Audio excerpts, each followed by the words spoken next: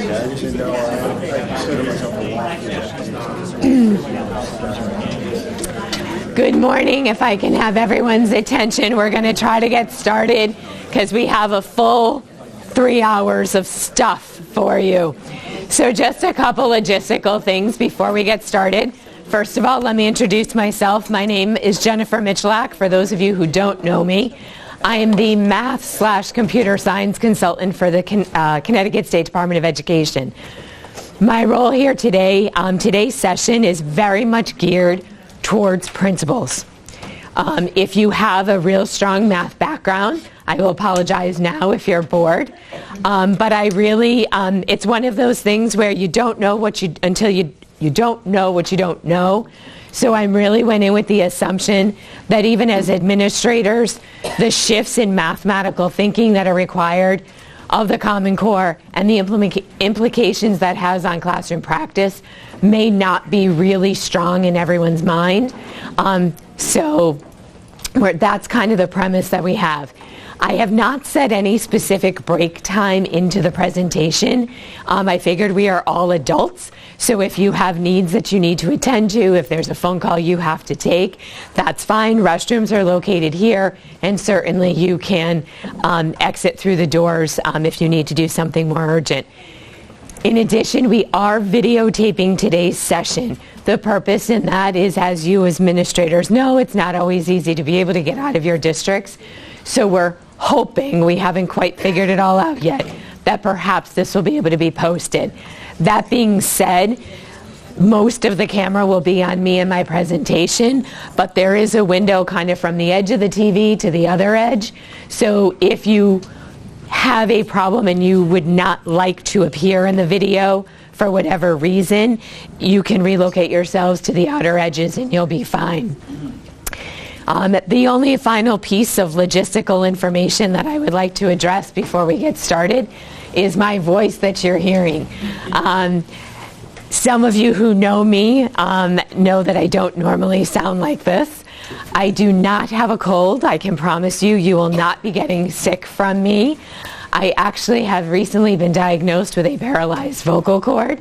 So this is my new voice, as lovely as it is. So this is my first big presentation with my new voice. So please, I just ask your patience to kind of bear with me as we go through. I will try to be as loud as I possibly can. I've set up some activities throughout to give myself a little bit of chance to catch my breath, because that's a problem right now. But that's why I'm talking this way, and I apologize. It actually probably hurts you to hear it more than it hurts me. My throat doesn't hurt at all. It sounds like it does, but I'm in absolutely no pain, and I feel 100%. So let's get started. Today's focus is really about the content standards. And what we find with the content standards is the belief that when we went to the Common Core, things just got harder and we pushed everything down. Yet when we really start to examine the standards in detail, that's not an accurate portrayal. So what we're going to spend some time doing today is looking at the shifts of the content standards, taking a look at where things are, and what does that do for your curriculum and instruction.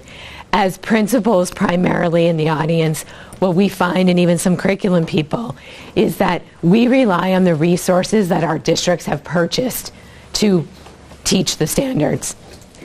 That is a very dangerous, slippery slope to get on, because publishing companies are a business, they're in it to make money. So they can make it look beautiful to you, and they have the pretty stamps that say Common Core aligned. The reality is, when you get into it, that may not be the case. So you owe it not only to your districts and yourselves, but more importantly, to the students that you service, to make sure that your curriculums align to the standards, and then figure out the resource piece. So our targets for today is that you're going to get a deep understanding of the instructional shifts of focus, coherence, and rigor. Those are the three shifts that are necessitated if you are going to be addressing the standards appropriately in your schools. You're also going to understand the importance of Connecticut Core Standards aligned instruction.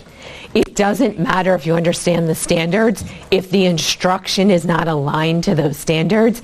And throughout the day, we're going to look at some examples of what we see and why that's not really necessarily the type of instruction we would want to see called out. And then we are going to, what does that look like in practice? So many of you as administrators, of course, you're responsible for doing your formal observations, but many of you do walkthroughs randomly in your schools. Hopefully you're visible not only to your teachers, but your students. So what are some things that should kind of be on the top of your mind as you go on these walkthroughs? And how do you identify which teachers need the supports? It's the old saying, fair is not equal. We definitely have teachers who need more support in aligning their instruction than others. And there's nothing wrong with that at all. That's just fact. So before we get into what the shifts actually are, I want to put this into context because there were some very valid reasons as to why the Connecticut Core Standards, which for those of you who aren't sure, we adopted the Common Core State Standards as is, in its entirety, no changes. Most states branded them their own for whatever reason. Most of those were politically driven. Some even say, we don't have the Common Core, we have this. And then when you look at the standards, you're like, oh, it sounds just like the Common Core. So that was more politically driven. In our state, we just branded them the Connecticut Core Standards, but they are the Common Core. So here's part of the reason what happened. First of all, those of you that are high school principals out there, you hear this all the time. There were incredibly high remediation rates going on in our colleges. Many of our students were graduating with high school diplomas across the nation, not just here in Connecticut, yet unprepared for an entry-level college math class. That's a problem. I'm just starting to pay for a college education now with my older son. I don't want to be wasting any credit hours on tuition, let me tell you. And that also puts people in a bad position. So much so that they realize there's a huge disconnect. So in 2009, the ACT National Curriculum Survey went out. In that survey, 89% of high school math educators felt that their students were being adequately prepared for mathematics at the college level.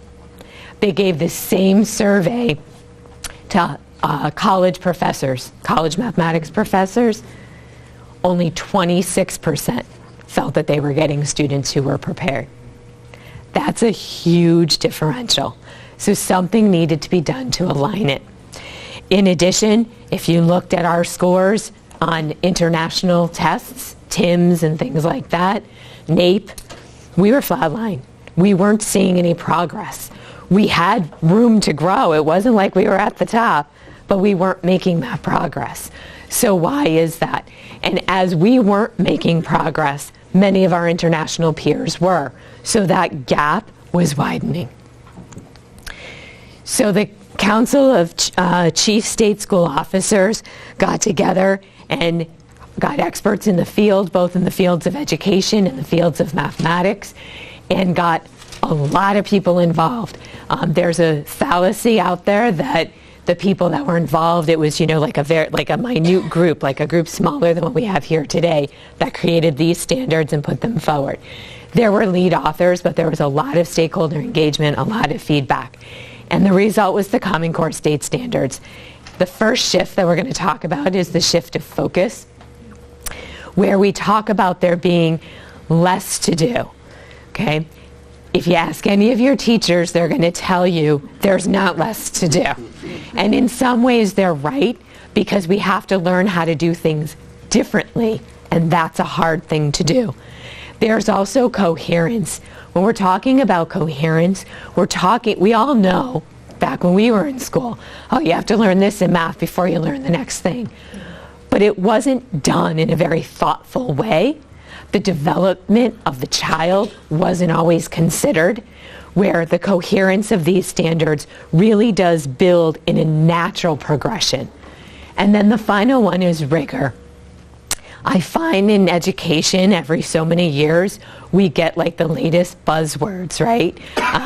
We went from Differentiation was a big buzzword a while ago, and then he didn't talk about that as much. It was, oh no, it's UDL, right? Which is a lot of the same principles. And then it's, oh no, we're going to do this. There's always this change. And rigor I find to be one of those buzzwords. But when we're discussing rigor in the confines of the Common Core, there's a very specific definition that we're going to get into. So the first one we're going to talk about is focus. Again, just to give you an idea of where this change came about. If you look at this on the left-hand side, the top performing countries, this is how they were teaching math. Now, we don't know what this content was, but each box represents some sort of mathematical content. If you look at the United States side years ago, we did everything every year, and it didn't work. So I spent 18 years in a classroom before I joined the State Department. I taught 8th grade. In my curriculum in 8th grade, I taught fractions. Excuse me. My students that I had before me started learning fractions and everything there was to do about fractions in 3rd grade. They couldn't do it then. They couldn't do it in 4th grade. Couldn't do it in 5th grade. And guess what? By the time I saw them in 8th grade, they still couldn't do it. I spent the first 5 years of my career as a high school teacher. So I went to middle school to solve all the problems because those middle school teachers didn't know what the heck they were doing. I've learned it's the elementary teacher's fault.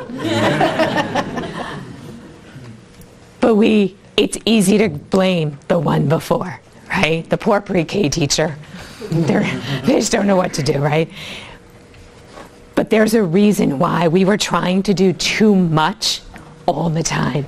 So we didn't give kids time to process. We know in our jobs right now how valuable time is. That same value is true for kids.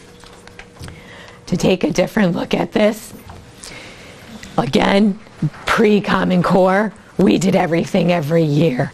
What we changed to, which is very important, is the fact that in K-5, we really are focusing on building students' number sense.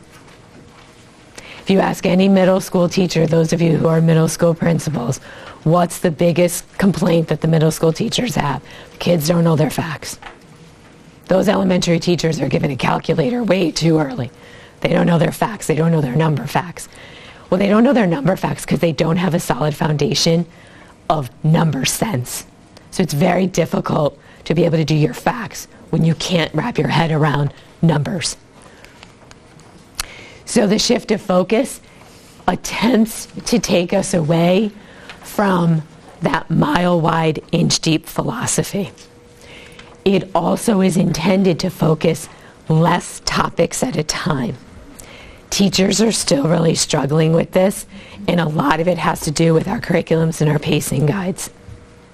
So as administrators, you're building level administrators. So depending upon which district you're coming from, your influence of curriculum varies greatly. In some cases, you're it. You are the curriculum guru of your school. In others, you have no say over what happens in terms of curriculum. But as you go through today's lesson and you learn, perhaps you can take some of this back to the people who actually are able to make this decision. So there's really a couple of levels of focus. The first level of focus is what should be taught and what should not be taught at each grade level. For me personally, this was one of the hardest things. Prior to Common Core, percent was in grade 8. It was a grade 8 part of the framework. And I had phenomenal lessons about percent. My kids were engaged and they were learning it. It was fun to teach. And then the Common Core came in and my curriculum supervisor said, can't teach percents anymore. I said, what do you mean I can't teach percents anymore? I got these great lessons. She can't teach it. Learn to share. Take those great lessons that teachers have spent long hours really examining and tweaking and making them good, and share with the teachers where it belongs. Letting go is hard, but you have to in some cases. If we don't teach the foundational math at each grade, we are setting the kids up for failure in the next grade. And the solution to that for most teachers is, I won't teach my grade level standards. I'll go down and meet the kids where they're at. The problem with that is we then widen the gap, especially for our struggling learners, and then we also have lower test scores because of the fact that kids aren't exposed to grade level content. So what we're going to do is we're going to be examining the critical areas at each grade level. In each grade level, there's really only about 2 to 4 critical areas. It's that big outline for your year of math broken down into those discrete topics, and it builds that foundation. So if you go into your folders, so actually let me just go. Melissa, do you mind grabbing me a folder? So on your folders, the side that has, so it's on your right-hand side. The right-hand side will be all of our activities for today's presentation. The left-hand side is some additional resources that I'll be referencing throughout. Anything, there's a couple instructional practice guides. If we're doing an activity with them, I have also made sure that I have included a clean copy for you. And because you're here and I have all of your email addresses, at the conclusion, maybe not today, but hopefully by the end of the week, I will actually be sending you the electronic version of this presentation. So that way, if you want to do any turnkey or whatever, you'll have it. There's live links. You'll be able to have those links as well. So you see this paper right here. And what I would like for you to do, pull it out. And I'd like you to go through each grade level and identify which is, you can do one of 2 ways, which 2 are the right content level or which one is not. And I'm just going to give you a couple minutes to run through that. Okay, I like all the murmuring. I'm hearing a lot of discussion about, well, I don't know if that's there or here, or it's not really the major one. And just like what we do with our students, teachers and administrators are even worse, where they want to know the answers. So, if you would like to check yourself, this is what we have.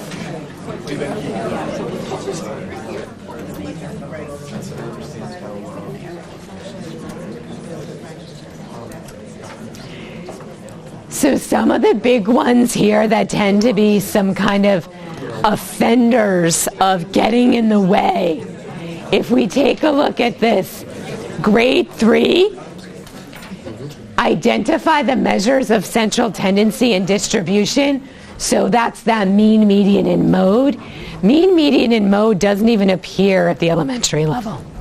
It doesn't appear until middle school. So that's a big offender. Transformations in 4th grade. Transformations first arrive in grade 8 now. So we didn't push everything down. We moved some things up. Okay? And then when we even get into the high school, which I think, Common Core K-8, I think is it's a nice, neat package. Then we get to the high school. And it's like Christmas morning after all the gifts were opened, right? It's kind of a hot mess. But even within there, if you look, standard form of a linear equation, as we start getting into some of the components of rigor, the specific formats of things and making sure kids understand what the name is and all of that is much less important. What is important when we get to that is about the procedural skill and fluency, that they know that there can be different forms, and depending upon what information you have, it makes us more efficient in our mathematics. The second level of focus is about knowing the major work of the grade. So although every grade has a variety of standards, not every single one of these standards should have an equal time in instruction in your classrooms. Now, this is my biggest word of caution, probably always. So in your resources side, which was the side that had the presentation, you will see a document that looks like this. It's called the major work of the grade. This major work is directly related to those critical areas we just talked about. You could actually do an activity where you take the time to read the paragraph of the critical areas, highlight the skills and concepts, link it to the standards that are in that grade, figuring out what shows up more, and figuring out what the major work of the grade is. That would be incredibly long and tedious to do. Student Achievement Partners has already done the work for you, and that's what you see in front of you. When I first joined the State Department, these were documents that I was very hesitant to share, and I'm going to explain why. How many of you have lived through powering the standards? Yeah, right, we all know how to bold, underline, circle, right?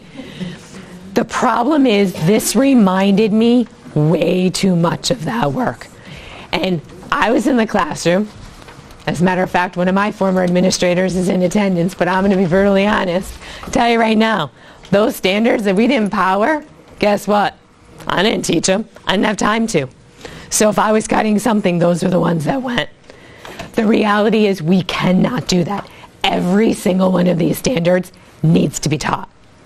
But the amount of time or how we expose students to that content is what can change. If it is major work of the grade, it should be front and center. If it is just simply the yellow is what they call the additional cluster, is there a way that we can work with our teachers to learn how to embed those concepts within the major work of the grade? Where is there some natural overlay?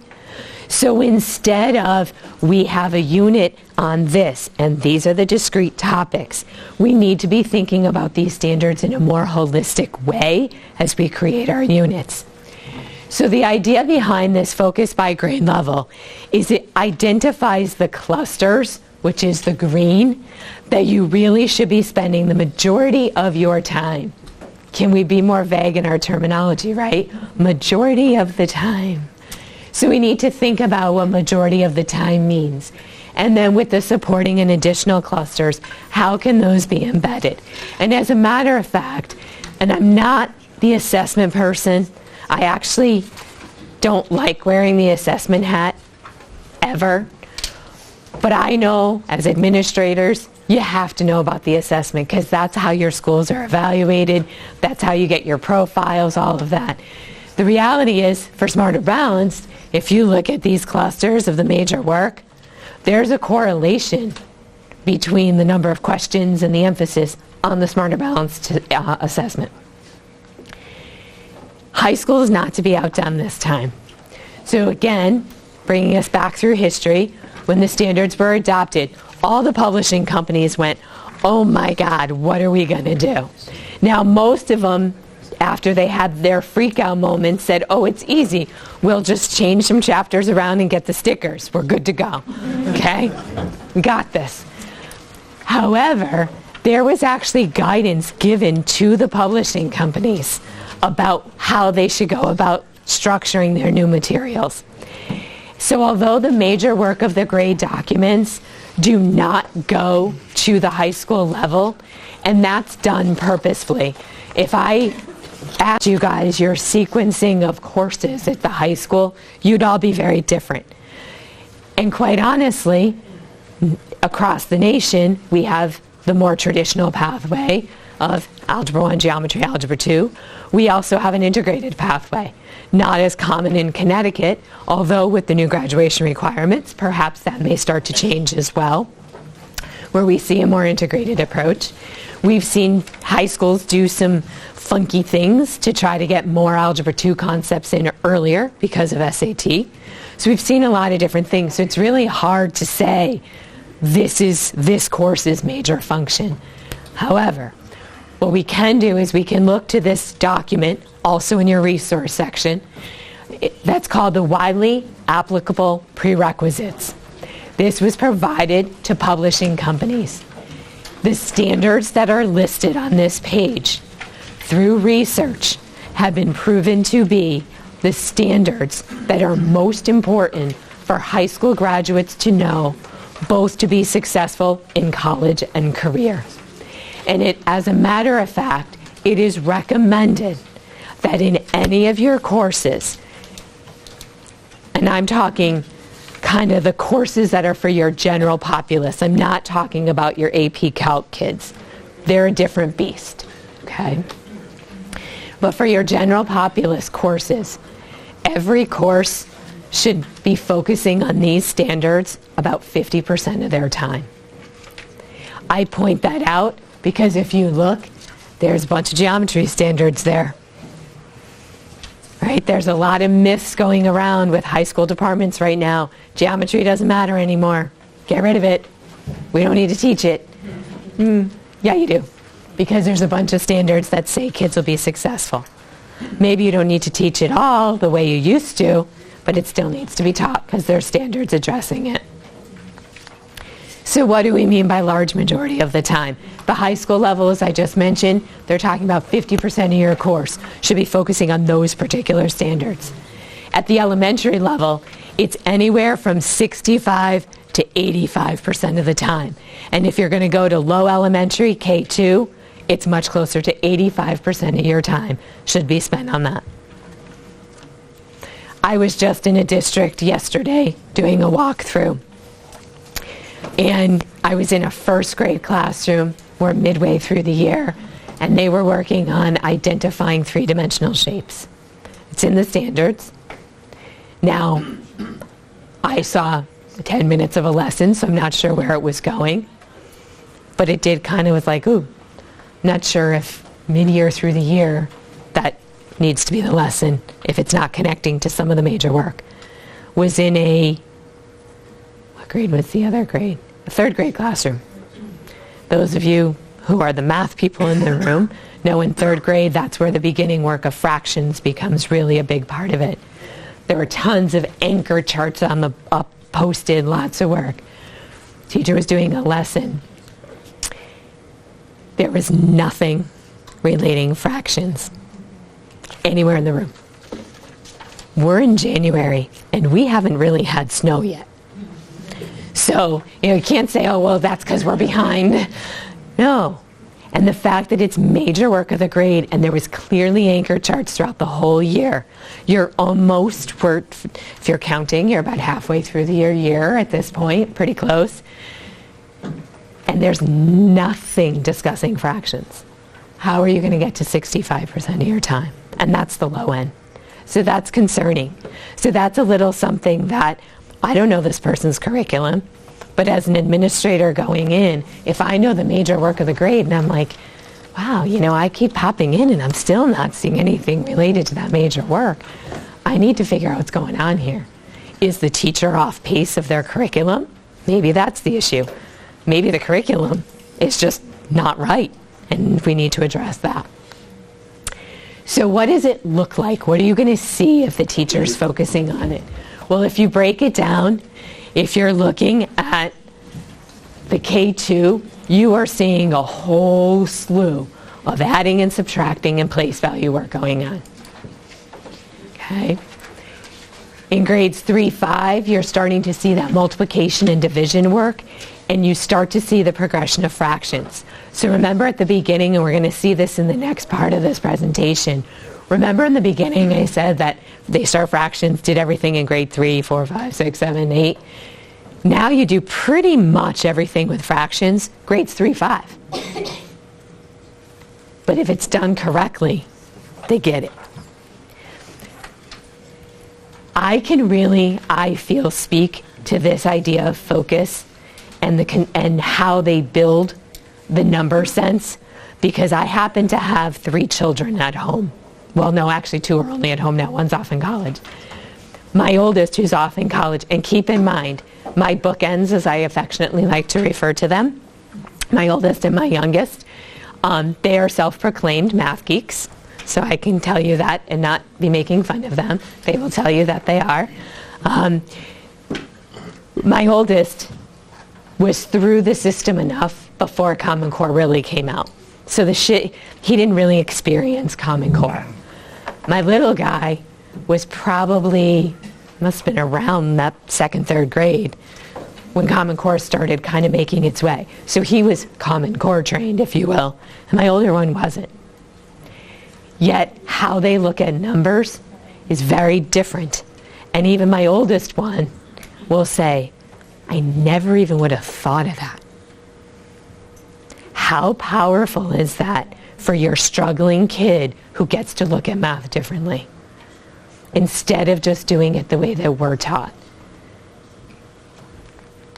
If we don't attend to these focus areas, we're not going to get our kids that experience because we're not giving them enough time in those areas to see that there's different ways to do it.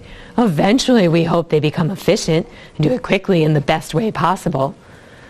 But I bet you I didn't have time to put it in, but there's a little activity that I have. If you come to the next session, I think I'm going to throw it in, where it's a problem, and I guarantee there'll probably be 4 or 5, maybe even 6 different ways that people will look at the problem.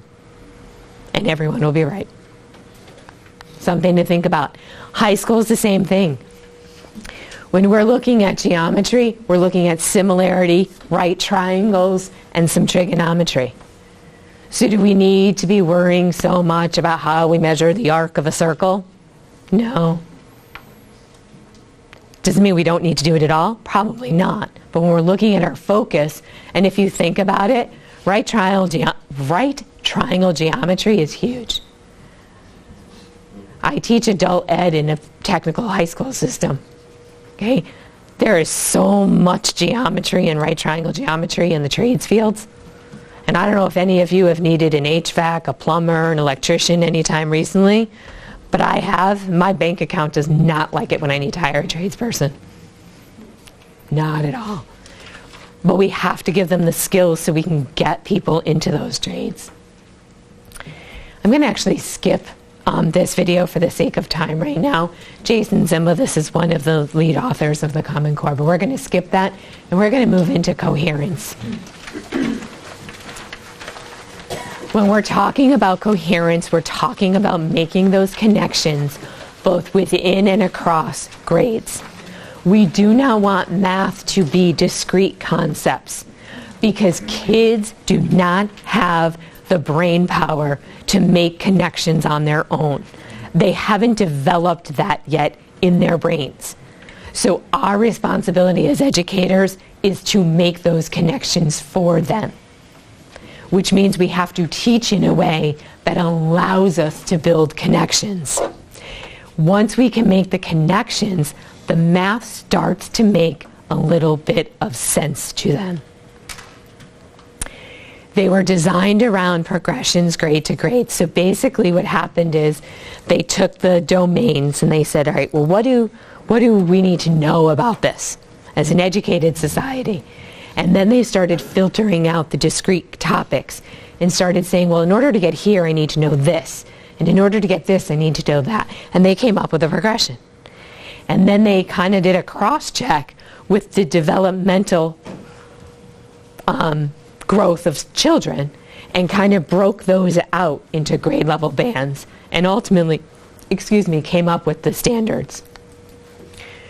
So again, we see up through grade 5, we do see some geometry and measurement in data. If you look at the major work of the grade, there's not a lot of major work around these, but what a great way to bring in your number sense with geometry and measurement and data. And once we start getting into the middle school years, we kind of finish out that learning. There's been a big push recently in terms of what do we, Algebra 1 is always kind of like, what do we do with it? Do we put it in 8th grade? Do we put it in the high school? Where does it belong? Who wants it? Well, you know your students best, but if you haven't had the opportunity, and particularly if you're an elementary or a high school teacher, or a high school administrator, go look at the grade 8 standards. They're our Algebra 1. And when I say our, I'm talking about what we did in Algebra 1 as students. It's 8th grade. Now, I know there's lots of political pressures from parents and all of that, and maybe that just requires us to be a little bit more crafty in how we phrase things, right? Because it's really, if you look here, expressions and equations, functions. 8th grade teaches everything about systems. 8th grade. So how is this idea of coherence seen in the standards? It actually is written right into the standards. If we take a look here, apply and extend previous understanding. They're telling everybody, how do we teach this concept? We teach it by applying and extending what they already did. Which is why it's crucial, if you are an administrator, to find time, and I know that you're like, yeah, right, never going to be able to happen. You know how busy our schedules are. Besides having, many districts have gotten pretty good with like grade level PLCs, and they have common planning, and that's awesome. But periodically, you need vertical team discussions. And that goes across buildings. When I reference middle school, just for your understanding, my experience in middle school is 6-8, so that's going to be my frame of reference. If you are an elementary school teacher, your 5th grade teachers need to talk to the 6th grade teachers. If you are an 8th grade teacher, you need to go talk to the high school. Because we have to get away from what I did as an educator and say, it's the middle school's fault why our high school kids can't do what they need to do. When you start opening up those lines of communication and start talking about the coherence of what they're learning, it also helps in, I say very often, I think we teach kids a lot of like fallacies in elementary school, and then we have to undo it. And again, on a walkthrough, I heard a teacher say it, and I wanted to cringe because my algebra kicked in.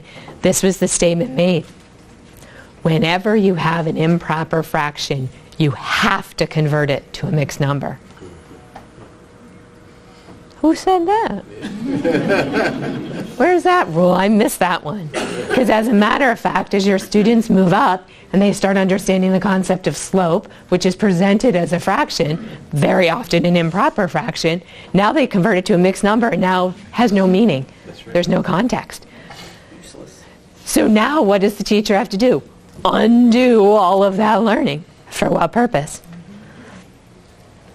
Another favorite of mine, which actually you're going to see in a video in a little bit, has to do with when you're getting equivalent fractions, or when you're adding fractions, you always have to use the least common denominator.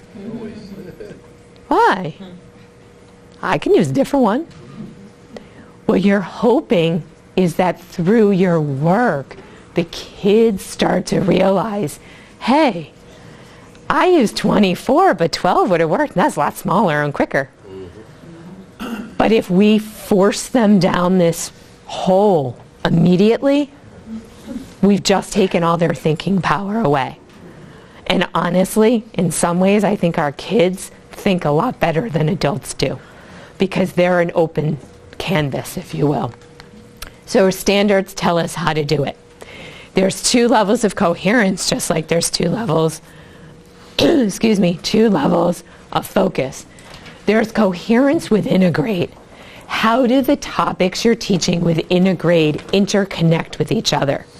That's an important understanding as you're looking at your curriculum, to make sure that things are ordered appropriately and being built on appropriately. And then there's that coherence across grades. That becomes why it's so important that we make sure all of our students are exposed to grade level content. We hear so often, well, they're an L student, so they're going to do this work instead. Why? Or they're identified special education. Guess what? Unless they are taking the Connecticut alternate assessment, they are responsible for grade level work. So do you want to set them up, or do you want to try to work with them? It's a decision you have to make, right? So that coherence is important. Here's an example of coherence within a grade. So in grade 1, again, if we went back to our focus, it's all about like, can I count? What's the numbers? That place value. Well, look at this. This is under data representation. It's a measurement and data standard. And if we read this standard at the very end, how many in each category? How many more? How many less? So you're going through the process of, like the one I see a lot is, you get your bucket of bears. You sort your bears into the colors. How many are there? Well, now, are there more blue bears or green bears? How many more? You've just reinforced that whole idea of place value and adding and subtracting within the confines of this standard. So that's what we're talking about with that coherence. Same thing as we move up the grades. Using the equation, this is in the statistics domain, use the equation of a linear model to interpret slope. If you go back to the focus and coherence in 8th grade, it's all about linearity. So what happens is, now as I'm teaching statistics, how do I bring in all the work that they did about lines? Those are those connections we need to be seeing. And again, that's up to your teachers to be making explicit to kids, because they won't necessarily pick up on it on their own. If we look within the conceptual category, even at the high school, if you look here, when we're talking about reasoning with equations, solve a system of linear equations, focusing on pairs of linear equations in 2 variables. But then when we move up to another standard in the same, solve a simple system consisting of a linear equation and a quadratic. We're building. Kids already did 2 linear equations. Guess what?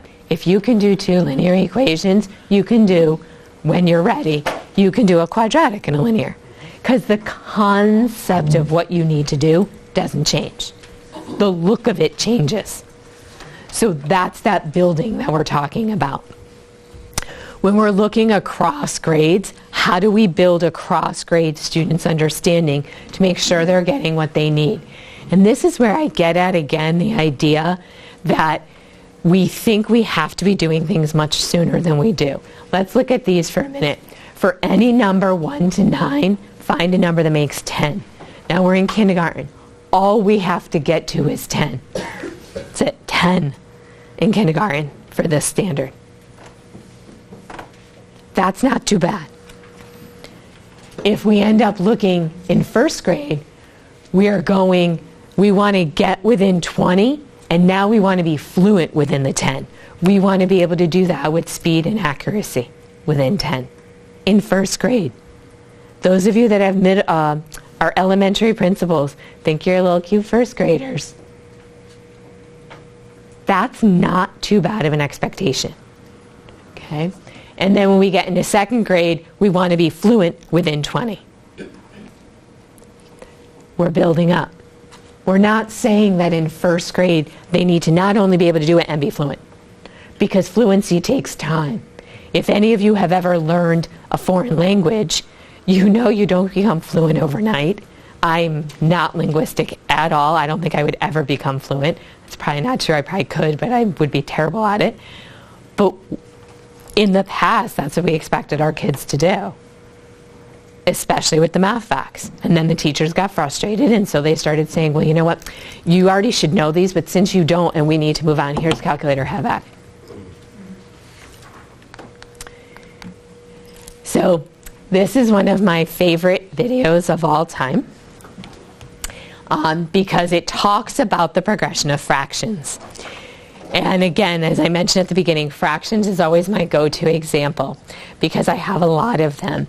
So besides being a teacher of fractions and besides my bookends, I have a kid in the middle at my home. He is not the self-proclaimed math geek, and he took a very traditional route to his high school career. He took Algebra 1 in high school. I know, oh my God, I took it in high school, God forbid, right? Geometry and Algebra 2, and he was working on some work recently. I can't remember if it was this year, at the end of last year, and it involved fractions. And he said, Ma, I said, I can't do this one. Can you help me? So I was cooking dinner, doing whatever. I said, sure, well, what's the problem? Well, it has fractions. I said, it's okay, bud. He said, it's just like another number. No, it's not, Mom, it's a fraction. I said, no, honey. I said, it's just a number. No, Mom, did you not look at it? It's a fraction. And how sad well, we chuckle at that. That is the understanding for many years our students walked away with, that they were different. They're not numbers. They're something scary. But they really are just a number. And this video, I think, very much portrays how we can take the progression and that coherence and not make fractions so scary. This unit explains the Common Core approach to adding and subtracting fractions, building on the idea of unit fractions. In kindergarten and first grade, students usually represent numbers with set models, that is, sets of objects. They represent addition by putting these sets of objects together. In second grade, students relate addition and subtraction to length. This includes representing sums on a number line. The first addend of the sum is represented as a length from 0. The second addend of the sum is represented as a length from the point corresponding to the first addend. The point on the number line found by placing the two segments of length 4 and 3 end to end represents the sum of the addends. In third grade, students represent fractions on number lines, and in fourth grade, they understand a fraction like 5/3 as a sum of unit fractions. Using this method of building fractions from unit fractions, students can add and subtract fractions with the same denominator. For example, 1/3 plus 4/3 can be represented by finding the point that is 1/3 plus 4/3 units from 0. Mixed numbers can be written as equivalent fractions with the same denominator. For example, 7 and 1/5 is just shorthand for the sum 7 plus 1/5. 7 is equivalent to 35/5, and then 35/5 plus 1/5 is 36/5. In grade 4, students add fractions with different denominators, where one denominator is a divisor of the other, so only one fraction needs to be changed to write them with common denominators. For example, to compute 1/2 plus 3/4, since students can write 1/2 as 2/4, they can then add 2/4 plus 3/4 to get 5/4. In 5th grade, students are asked to add and subtract any fractions with different denominators. For this example, students can subdivide each 4th into 3 pieces and each 3rd into 4 pieces. The resulting fractions are both written in 12ths. Through repeated examples, students in 5th grade can generalize that fractions can be added by subdividing the unit fractions in one using the denominator of the other. The process of finding the least common denominator should not be the focus of fraction addition, but rather the focus should be the understanding behind what fraction addition means. It is not necessary to use the least common denominator to find the sums of fractions. Any common denominator will work.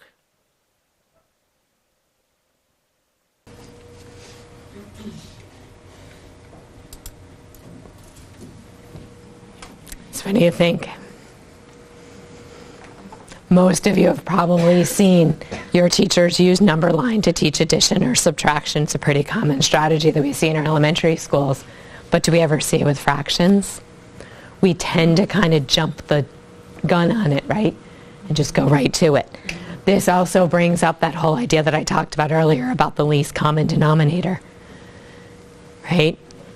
For a very long time, we used to tell our struggling learners, just multiply the two denominators and it'll work, right? We would just tell them, just do that, please, just do that. When in reality, A works for everyone, and B, well, why? Same when we go from a mixed number to an improper fraction. Multiply the whole number by the denominator, add the numerator. Why? Just do it. That's how we do it. You multiply and then you add. That's the way we do it. That's the algorithm for doing it. Let's just keep repeating it. But why? We've given them no context. Where we see in this video, you know what? We can't really use this 7. How can we break 7 up so that it's with fifths? Oh, and then through repeated practice, again, now that shortcut, if you will, they can come, oh, look, this always happens. Kids are pretty intuitive. But if you tell them what to do first, they don't get to that intuition. So so that was our elementary, building up. Middle school, how do we build up? Starting in 6th grade, we're looking at simple one-step equations using one operator to solve. When we start getting into 7th grade, we're using more complex equations, 2 operators in most cases. Sometimes you'll see a distributive property. And then by the time we get up into 8th grade, we're actually looking at solving using systems. We build. If I don't know how to solve a simple one-step equation, I'm never going to be able to figure out how to do a system. So we have to figure out where are those natural connections within grades, and in this case, across grades. Now again, I went on the premise that in most of public high school Connecticut, we are teaching a traditional approach. I know it's changed more so recently, particularly with where we put geometry, but just to give you an idea that you can't just necessarily say, bloop, done. We can't do that because look, in Algebra 1, we're creating equations in one variable. In geometry, we're deriving for circles in the Pythagorean theorem. And then in Algebra 2, we're writing functions that describe that relationship. So if we want a relationship that happens to be related to a circle in our Algebra 2, well, we can't do that until we understand what the circle is.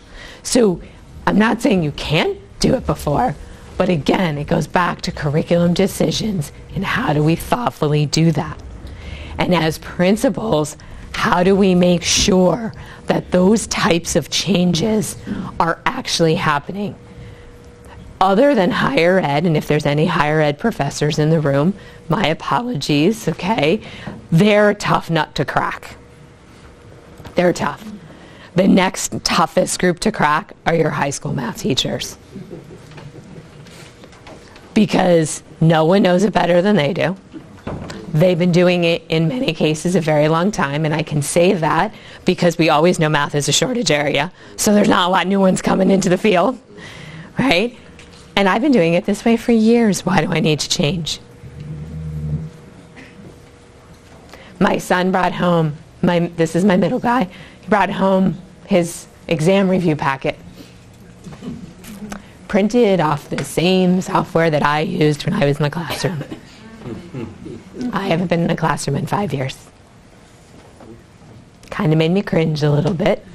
And there's times when I have to wear my mom hat and other times I wear my math hat. We let last night be a mom hat moment and I just let it go. But this is an important understanding. And as a principal, it is your responsibility, I believe, to be able to have the fostering of the conversations that lead to this understanding. As a principal, besides the budget and making sure your school is safe, which obviously are of the utmost importance, your responsibility is to the teachers, right? Because then that filters down to the students. How do you let your teachers grow and grow appropriately? It's by making sure that they understand all of this. So what's really interesting is when the Common Core first came out, and I should have brought the big one to share with you, Jason Zimba, who we saw, we were going to watch a video, but we never did, he came up with a wiring diagram related to how all the standards interconnect. It was a really neat thing that he did. The only problem with it was you couldn't use it, because it was like you looked at it And it was like, what is that? It was like air traffic controller, right? Watching all the flights all over, okay? So what they did recently is they came up with an interactive version. And I'm going to share this with you. This is a live link that you'll get when the presentation is to you. If you go to the interactive coherence map, so that's a snapshot of part of the picture. See what I mean? How could you possibly figure out where to go? But what they did instead is they made it interactive. And if we look at this coherence map, you can pick a grade. Now my high school principals are going, again, it goes to grade 8. However, if we go to a standard in an elementary school or in middle school, it will map up to the high school standard. We can't go to a high school standard. My understanding is that's in the works, which would be lovely when it happens, but we're not quite there yet. But just to give you an idea, let's go with something kind of in the middle. Literally and figuratively, we'll go to grade 4. And if you look here, it breaks it down into the different domains. So since fraction is part of the major work of grade 4, let's take a look at this fractions. When we go in here, we can figure out what standard are we teaching? Well, let's say we're teaching this standard.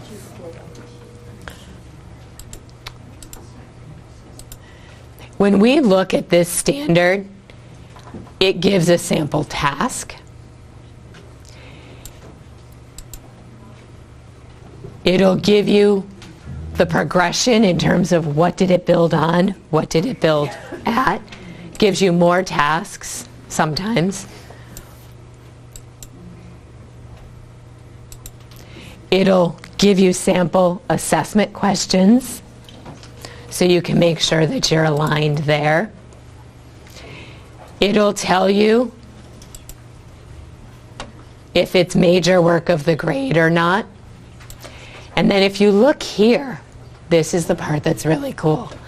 It tells you what it builds on, and then over here it tells you where it's going.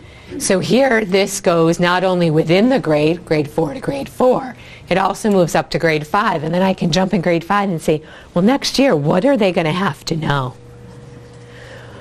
So you may be asking yourself, well, that's a pretty cool thing, but I'm a principal. I don't need to know that. Well, again, your part of your job is evaluating teachers. And I would imagine, because it's not that long since I haven't been in the classroom, that you have your pre-observation, you have your observation, you have your post-observation. Are your teachers making those connections? If they are not, you now have a resource ready to go. For those of you that have that common grade level planning time, when we're planning a unit, what do our kids need to know? What makes this more valuable than anything, in my opinion, is for our most struggling learners. Because it tells us what it builds on and what they need to know to be successful, which allows us to give what I like to call just-in-time support. Instead of saying, oh, well, they didn't know that in grade 3, so that's just, well, we're going to teach that. No. How do we embed that grade 3 material within what we're doing? Maybe it's through some starters. Maybe we have a differentiated small group instruction. Maybe we're fortunate enough that we have a great intervention program and our interventionists can actually do some of their work during that time, all through common planning. And there's a tool that does it all for you. We know our teachers don't know all the standards. I get confused, right? I'm like, oh wait, is that a grade 4 or grade 5? I can't remember. Well, it's right here. So that tool, I think, is probably, if you walk away with nothing, sharing that with your staff is phenomenal. So again, what is it going to look like in your classroom? So you're doing these walkthroughs. What are your quick heavy hitters to know, hey, my teacher's got this. They really are teaching appropriately. Well, very often you're going to see some sort of launch or initial review. Here's the key. that's related to the learning that came before. I can't tell you how many times we go into classrooms and there's give it the term, the do now, the starter, the warm up, whatever you want to call it, that has absolutely nothing to do with what the lesson's going to be, because it's the busy time for kids, because I have to take attendance and collect papers, and Johnny was out yesterday, so I got to get him caught up, right? That's that administrative time for a teacher. That's why those came to be so popular. But if they're popular, why not use them to an advantage? Give that's related to the new unit. You'll be hearing students saying, oh, this reminds me of. Is this like when we did this? Now, sometimes they might be right, sometimes they might be wrong, but if they're making those connections, it's because that teacher has been doing that all throughout. It's just like we can go into a classroom and determine pretty quickly, are the routines and transitions evident in a classroom, or does that teacher need some help with that? Same thing. Listen to the students. They're your indicator. So that's what you're looking for. So when we have coherence, we are linking the work, the major work of the grade. It allows us to focus in and build that progression from grade to grade within the grade, and it supports the connections. So what I like to do now, before we get into rigor, which is a little bit more involved, if you pull out your second activity, it's a little chart. It looks like this. Now, I don't know about you. Although this is very much a me talking to you presentation, which is particularly with my voice not the way I like to go, the reality is you guys are giving up valuable, valuable time in order to be here. So it's important that I give you time back to make this worth your while. So what I've done so far, we've looked at focus and we've looked at coherence. Now, some of you are coming, there's a few pockets of people who you have multiple people from the same district. In other cases, you're singletons, and that's okay. Because trust me, the problems you're having in your school is no different than the problems that are happening in another school around. But what I want you to do is I want you now to reflect. I want you to reflect on what you've learned about focus. And I want you to reflect on what you learned about coherence. What does it look like and sound like? If you had to kind of summarize that, when you go back to your buildings and you start doing these walkthroughs, what are some of those key takeaways? Knowing that, and I am making an assumption that you all have room to grow in your buildings in this regard, what are the challenges to getting there? I am not going to stand up here and say, I don't know why you can't do that. Come on, get it done. Today's only Wednesday. You have till Friday. It's not going to happen by the end of today. It's not going to happen by the end of the week. Heck, it's probably not even going to happen by the end of the school year. And next year you might have to start all over again. But what are those challenges that are in place? And then what are some easy actions that we can do pretty quickly? And I don't mean when we walk back to our offices today and realize that, the school, although it didn't physically blow up, it figuratively blew up in your absence and you have all those fires to put out. We're talking about over the course of the next few weeks, what are some things you can do with your staff to build them to be better at focus and coherence? Maybe it's a conversation with your curriculum people saying, you know what? I'm not sure our curriculum is doing this. What can we do about it? Maybe it's some professional learning. What might that look like? Maybe you're thinking of your staff and you're like, wow, Mrs. Jones is awesome with that. How can I get her to become a leader in that so everyone else can become better? Those are the things I want you to think about just for focus and coherence. Okay? I would spend, to give yourselves respect, I would spend a couple of minutes doing it independently. I'd really do some self-reflection, because ultimately you are the administrator in your building or district or whatever. And then after you kind of had a few minutes to talk, think by yourself. Talk with some of your neighbors, whether they're from your same district or not, because they may have a solution you didn't think of, or they might have a challenge that you were like, oh yeah, that too. Okay, so we'll give you some few minutes to practice and think about that. What we're now going to do is we're going to talk about rigor. And rigor is about a balance of conceptual understanding, procedural skill and fluency, and problem solving. I believe, and I think some of my math people around the room would probably agree with me, that rigor is the most misunderstood shift. And it's the most impactful in terms of instruction. I could have probably done an entire presentation just on rigor. So we're talking about a three-legged stool where there's this balance of the three. And this is not a balance day to day. That's the biggest thing to think about. This is a balance over a course or a year of instruction. So it's equal intensity in time, activities, and resources. Again, what's the myth? The myth is that with the Connecticut Core Standards, you had to have these really big, grandiose problems that kids worked on, and that was how you were going to teach math. That doesn't build procedural skill and fluency at all. And in some cases, it doesn't even build conceptual understanding. And it really does need to be a balance. So we're going to start with conceptual understanding. Conceptual understanding is teaching more than just how to get the answer. It's like what we talked about before. Here's the process. You know, when we're dividing fractions, just invert and multiply. But why? Why does that work? Why do I do that? Because my teacher told me to. Right? It's about those big ideas. This one's the tough one. And this one's tougher for the high school teachers than anybody else. It's not a set of mnemonics.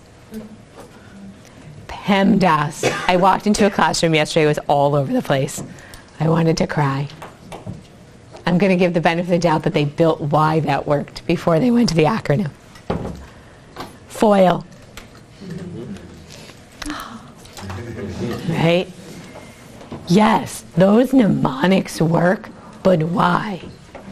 Why is it that we can do first, outer, inner, last? Because you're doing the distributive property twice. That's why it works. Kids know the distributive property. Why not teach it from what they know, building on the coherence, right?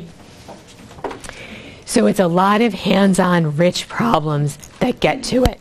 But we're going to talk about the idea of a rich problem, because a rich problem doesn't have to be a big, lengthy problem either. So what's really cool is that none of this is rocket science, because the standards were written in such a way that the three aspects of rigor are identified in the standard language themselves. So in this example, the first word is understand. That should be telling you that this is about conceptual understanding, meaning that the instruction your teachers are giving, as well as the tasks that they're choosing, is to build conceptual understanding. They need, in this example, it's understand the connections between proportional relationships, lines, and linear equations. This is more than just how do I create a table and a graph. It's understanding, if I have a table, how can I create a graph and an equation? Or if I have an equation, how do I get the other ones? Where are those connections? That's that conceptual understanding. So, questioning is one of the best resources in order to build conceptual understanding and to assess whether or not your students have conceptual understanding. And I don't mean questioning like, so what'd you get for number 4? That's not yes, it's a question. I phrased it in the form of a question. But it's more like, you got that? Why? What did you do? You got something different. What did you do? Who's right? Who's wrong? Are they both right? right? Those are those types of questions. So good quality questions are important.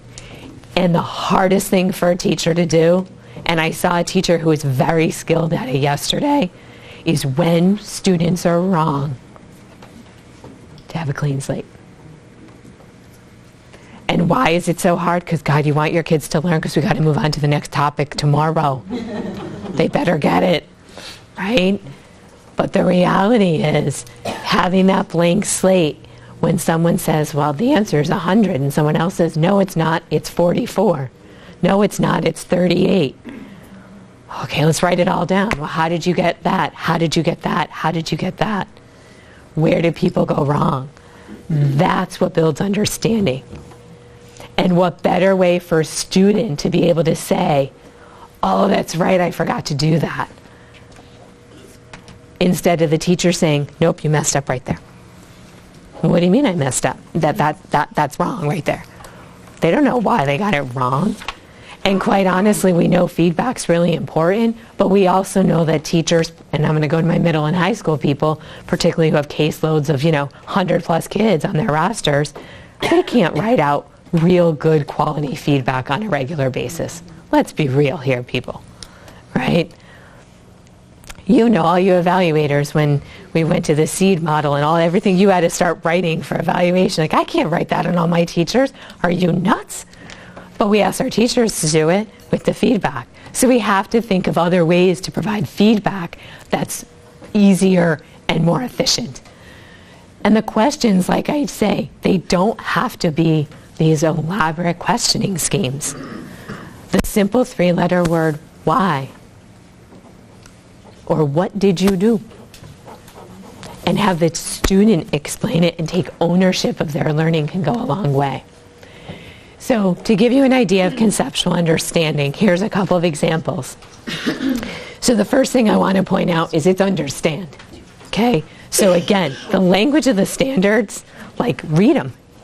If your teachers have not yet actually read their grade level standards, you have your next PD ready to go. Okay, you're all done with PD planning, right? We got maybe an early release day, that's department time. There you go. Read your standards, folks, because they really do tell a lot. But too often, all we read is whatever curriculum's provided or whatever the book tells us, and we forget about the standard we're trying to teach. So in this 4th grade example, it says, understand decimal notation for fractions and compare decimal fractions. Simple question, 1.7 or 7/12, which is larger? So as child makes it, explain how you can tell. In this case, it says without drawing a picture.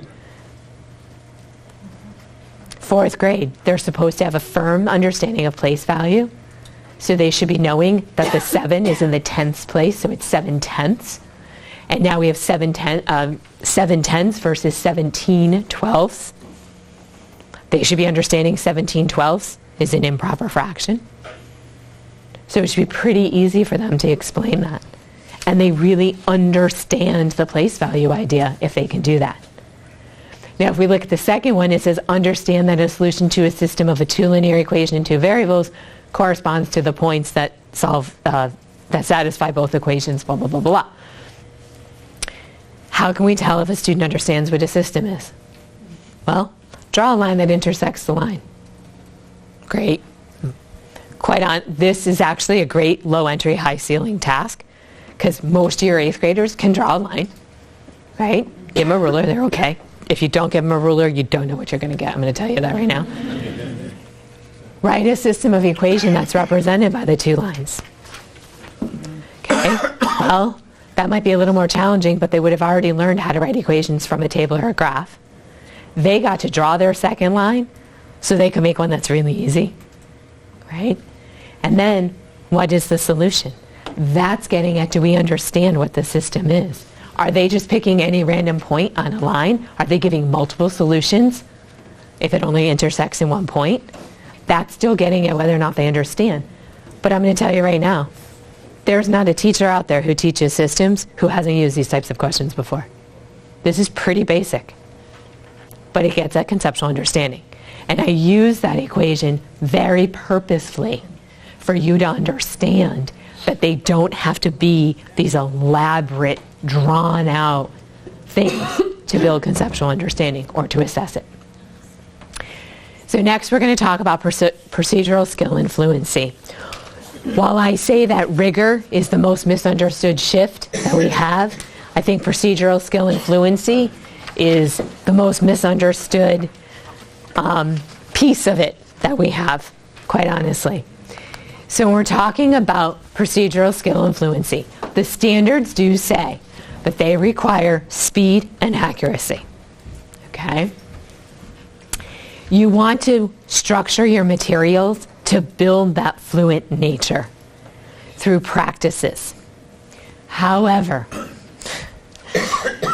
and I'm going to get on my soapbox a little bit here.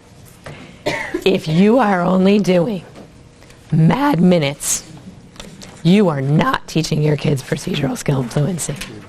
There is actually, Joe Bowler has done a tremendous amount of research around fluency, and I had the opportunity to listen to her speak, and it's so true. So just picture this for a minute. First of all, I'm a state employee. That puts me in a bucket all by itself, right? Secondly, I'm the math person. I'm in a whole nother bucket. You put the two together, it's not always fun going out with friends. Just saying. But what happens when I do go out and the check comes, and those of you that are in the education field, particularly if you're a math educator, you know exactly where I'm going with this. The bill comes, you're the math teacher, you figured it out. Well, I don't know about you guys, but I go into panic mode. Like I'm ready, like, okay, I got to keep my dinner down now, because oh my God, what if we make a mistake? And in my case, I'm the math consultant for the state of Connecticut. Oh my God, I make a math mistake, right? It's unheard of. I make math mistakes all the time, just ask my kids, okay? But that feeling that you get when we do those math minutes with kids, we give them that feeling all the time. And then we wonder why they have anxiety around math. I was at a workshop where they actually gave us a math minute type of thing. I didn't get through it. Because I was more worried about figuring out, should I be going across? Should I be going down? Should I just do the ones I know real quick? How do I go about this? Like, what's my strategy? Right? And I was freaking out, sweating bullets.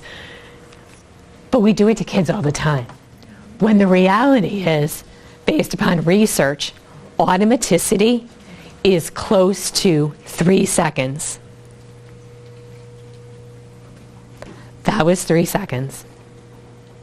There's not a one of you out here who routinely thinks that that amount of pause time that I just gave is what we should be giving kids when we're assessing fluency in facts. Right? But 3 seconds, that's a long time. And it's not about just having speed and accuracy. Speed comes with efficiency.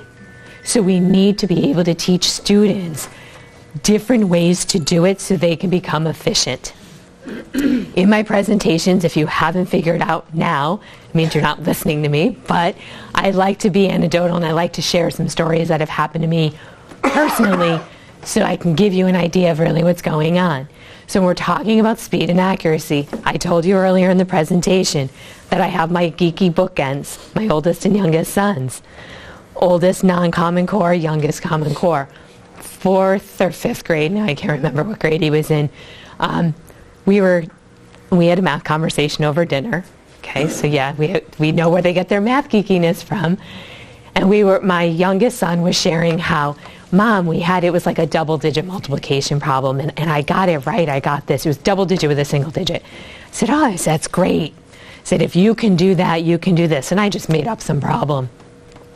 And I looked both at my husband, who likes to sabotage the thinking, and my older son, who thinks he's all that in a bag of chips. And I said, you're not allowed to respond yet. We were at dinner.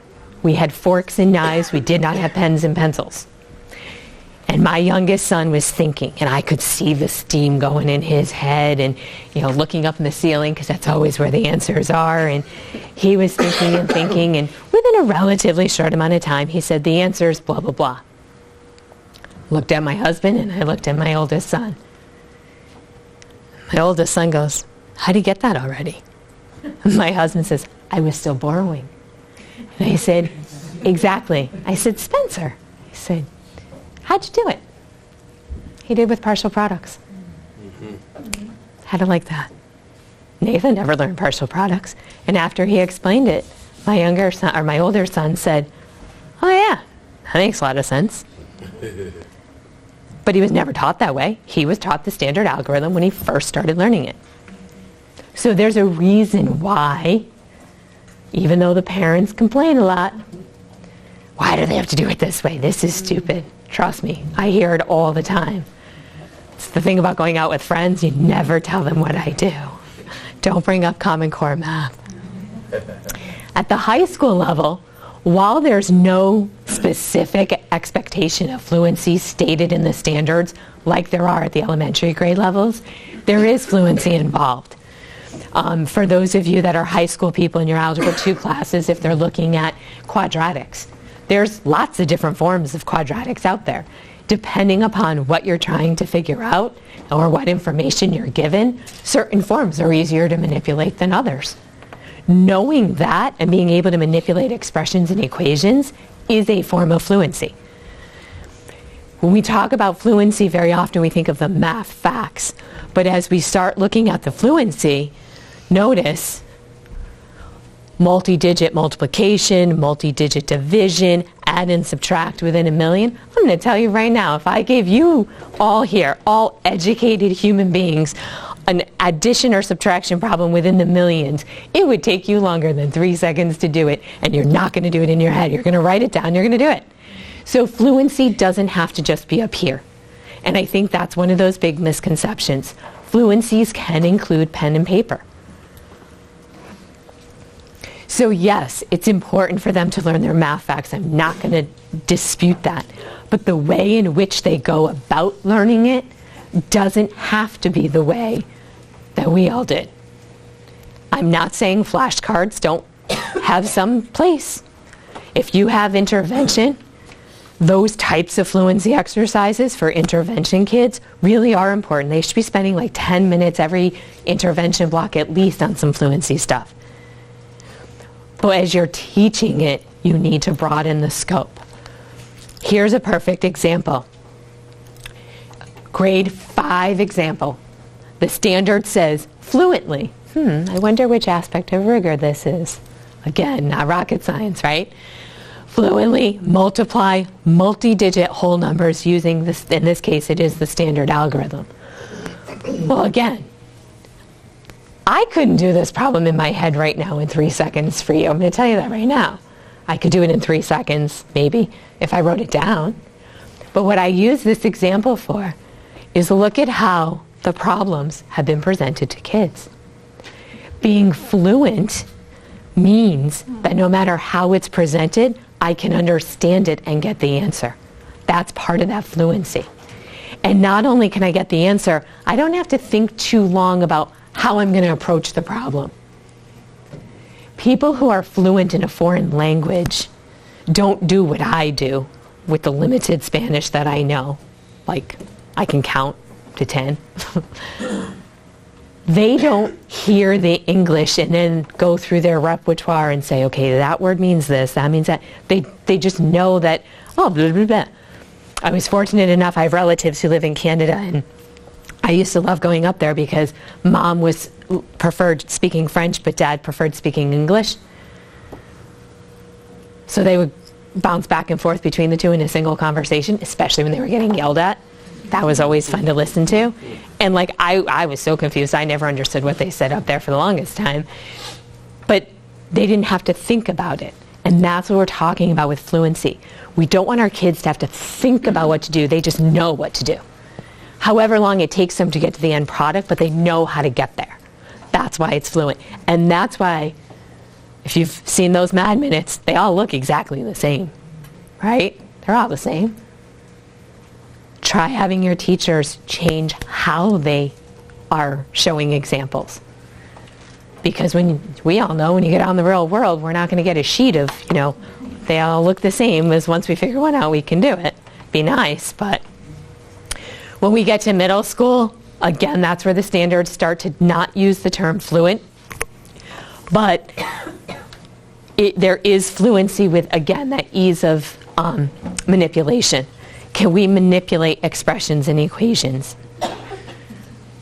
so that we understand what means the same thing? Notations. 8th grade gets into all the rules of exponents. Do we understand that if we have, something like x to the second to the third, that's x to the sixth, and that means the same thing? That's where that fluency comes in. To give you a middle school example of fluency, so the standard is solve linear equations.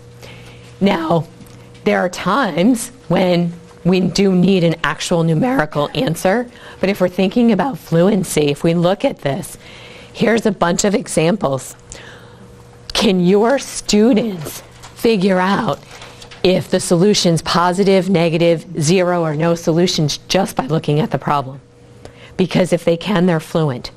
If we look here, a student in 8th grade, and I would venture to guess later in 8th grade in most instances, if they see y on both sides of the equation with no other coefficient, they should know that this is going to have no solution because that's a 0 and a 1. You're equating 0 and 1, and that doesn't equate. Can they do that? So, check sheet. I didn't solve a single one. You don't want kids to have to go through the solving process to get it if you're looking for fluency.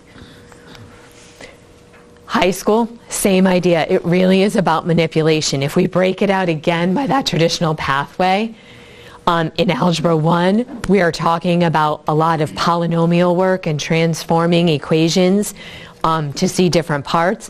When we get into geometry, are we looking at the coordinates? Are we fluent with the coordinate plane and understanding where things are located and how to use construction tools to do that? And then when we get up into Algebra 2, we really get into more elaborate expressions with quadratic expressions. Sometimes we start getting into exponential in either Algebra 1 or Algebra 2. How can we rewrite it to mean the same thing but be able to pull the information out better? If you have a quadratic equation that's written in standard form, it takes you a little bit to get the vertex, potentially. If it's written in vertex form, it takes you all but 10 seconds to pull the vertex, right? So do the kids understand those differences, and that regardless of how it's written, you still have the same vertex? So how do we develop fluency? It is more than just time tests. That will not do it. You may think it will, but it will not. It's a deliberate selection of problems that really lead to that fluency. And it's different forms of repeated practice. Okay? It's no different than people who exercise. If you do the same exercise, if you lift weights and all you do every day is a leg press, over time that leg press is going to do nothing for your body. If you then all of a sudden start doing, some curls, your arms are going to hurt. And you're like, but I work out every day. Yeah, because you do the leg press every day. You haven't worked your arms at all.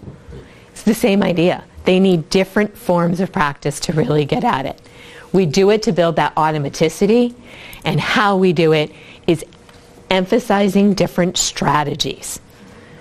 Really, in the lower elementary grades, when you're in the process of building fluency with the students, are your teachers having like little interviews with them in terms of how they're going about solving the problem? That can help. So now we're going to talk about the last one. An application, in many instances, is really many people think that what is application is not. In reality, what they're seeing is procedural skill and fluency in disguise. Application is, can students use the appropriate concepts and procedures without being told what to do? One of And this also gets at some procedural skill and fluency. One of the worst things that I ever did as a teacher in hindsight is when I was teaching my systems unit and assessing kids, solve these by graphing, solve these by substitution, solve these by linear combination. Well, that's great. Just took that right out of the thinking out. Where if instead you say to the students, solve this system. Let them use whatever method they want. Hopefully you've done a good job teaching where they understand if one variable is solved for, substitution might be a real quick way to go. If both equations are in linear forms, y equals mx plus b, maybe the graph would be the easiest. So that's that application piece. Can they apply what they've learned appropriately without being told that this is what you need to do? It's really about removing the scaffolds. We do a lot of scaffolding for kids, which is okay in some instances. Some kids really truly do need it, especially students that have true math disabilities and things like that. But we tend to scaffold even for kids who don't. This is an important one, the second bullet point. Provide opportunities at all grade levels for students to apply math concepts in real-world situations. I put real world in quotes because, as my supervisor who's sitting in the back will tell you, I hate the use of the term real world. Because really, when we're trying to duplicate something, there's not a lot of real world going on. And what's real world for an adult is not at all real world for a teenager or a second grader. So instead of real world, what we want to be thinking about it is when we do an application problem, we want the problems to have meaning to kids. Okay? And then having your teacher outside the content areas applying that. Okay? Those are your principles. If your art teachers are still using folded hamburger and hot dog, please change that today when you go back. There's a term for that. It's called horizontal and vertical. Okay? And guess what? If they hear it in multi places, they're going to have the understanding. So what's the difference between an application problem versus an exercise? When we have a problem, it's new learning. We all, every day, get problems thrown at us that we're told to solve, right? And we have to figure it out. Our bosses don't come to us and say, here's the problem and you're going to do this, this, and this to solve it, okay? No, I wish, right? Boy, it'd make my job a lot easier. Okay? No, instead they say, hey, this is the problem we have. What are we going to do? And you're like, oh, no, you're supposed to tell me, you're my boss. But you have to figure it out. So it's new learning that's applying what we know. And it also is an opportunity for discussion. I cannot stress discussion enough. If you as a principal are walking into your math classrooms and they're quiet, that's a problem. Teachers my kids behave so well. Look at the classroom management I have. But they're not talking about what they're learning. I don't know about you guys, but when I have ideas and I'm in that brainstorming part to try to solve the problems, well, I'm thinking about this. What do you think? Would that work? What's your feedback, right? That's how we build and create the plan. Exercises, on the other hand, is really just repetition of what they already know. It's the practice. There's a place for practice in the Common Core. Absolutely. But it's not when a standard calls for application. That's not the time for it. So what do I mean by this more? Well, and I know this is hard to see, and I know you have a copy of it, but it's also hard to see. So this is an example where there's about 6 different rectangular prisms, and I ask for the volume. And then at the bottom, I give a couple word problems. So I've hit the application. We're going to apply them. I'm going to read you the first one. It says a plastic rectangular container measures 5 inches wide, 8 inches long, 3 inches high. How much water will fit in the container? It's not an application problem, folks. That's procedural skill and fluency. Because guess what? They just multiplied all 3 numbers for 6 problems. They were just given 3 more numbers. What are they going to do? They're going to multiply them. Because that's what we're doing. I multiply the 3 numbers. Where if instead we look at the other side, my pool is a rectangular shaped pool. It has a width of 10 feet and a length of 18 feet. The whole pool has a depth of 5.5 feet. The delivery truck can carry 3,000 gallons of water, and there's approximately 7.5 cubic feet in a gallon. They charge 4 cents per gallon and an extra delivery fee of $15 per truckload. How much water is needed to fill the pool? Holy crow. I have no idea. A lot. Right? Well, now they have to be able to pull the problem apart. They have to figure out what's important. And then how many trucks are needed. This is not a problem. This is a problem that you could give your students and give them the entire period to work through. This one, give them a calculator in 10 minutes, they're done. Again, when we're building this skill, this is fine. When we're building application, something along these lines. This one happens to be pretty elaborate. And again, this, I think that was for like a 7th grade concept, if I'm not mistaken. It's a swimming pool. Very real world, right? Start teaching that like on one of those hot days that the kids are wondering if they're going to get out early because praying that the custodian comes in and does this little thing to see how hot it is, right? Okay, so again, your job as administrators is how can we support my teachers for me to have better understanding of what's going on to be able to support them. So the next packet, or next piece of paper in your packet, which says number 3, it says rigor in the language of the standards. And I pulled a bunch of standards right from kindergarten all the way up through high school. And what your task is right now, should you choose to undertake it, is to read the standard and based upon what we just talked about with focus, coherence, and rigor, which aspect of rigor is this standard speaking to? And you can just circle it. It's conceptual understanding, procedural skill and fluency, or application. Okay, if I can pull you all back for a moment, I want to go over this with you.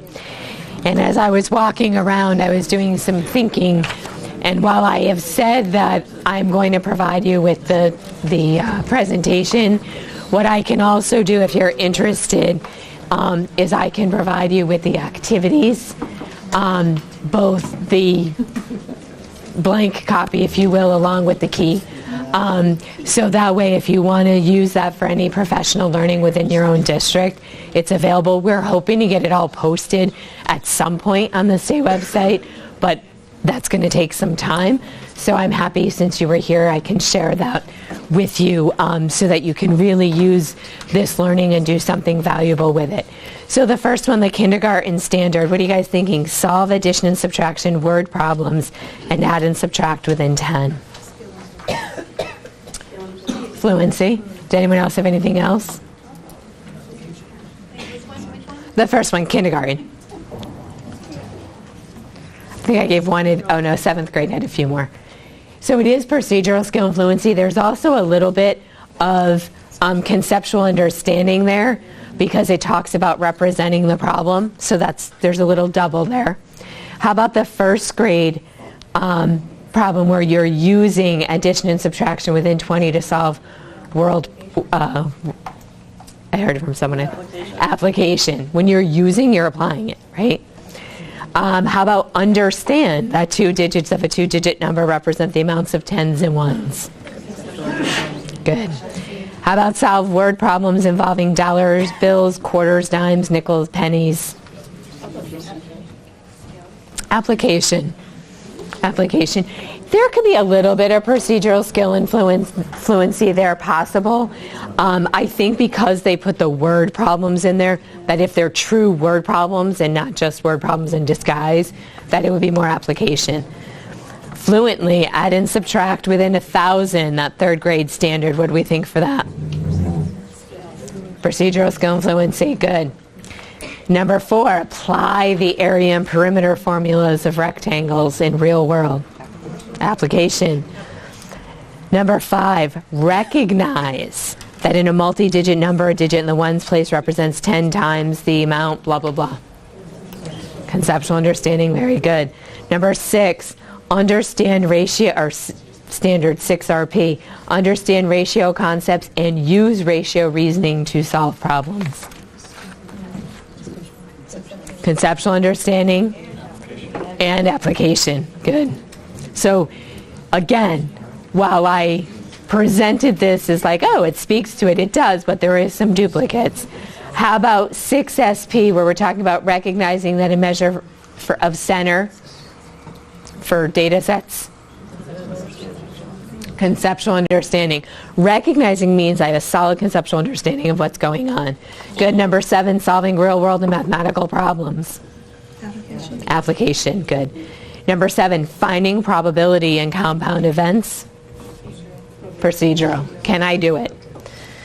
Number 7EE, understand that rewriting an expression in different forms in a problem context can shed light on the problem and how the quantities are interrelated. So, conceptual understanding. Yep. You might be able to make a slight argument there for procedural skill and fluency because it's rewriting expressions, so there's some fluency involved there, but the primary is certainly conceptual understanding. How about 8, understand that a function is a rule that assigns to each input exactly one output? Conceptual. Number 8, construct and interpret scatter plots for bivariate measurement data to investigate patterns of association, describe patterns, blah, blah, blah.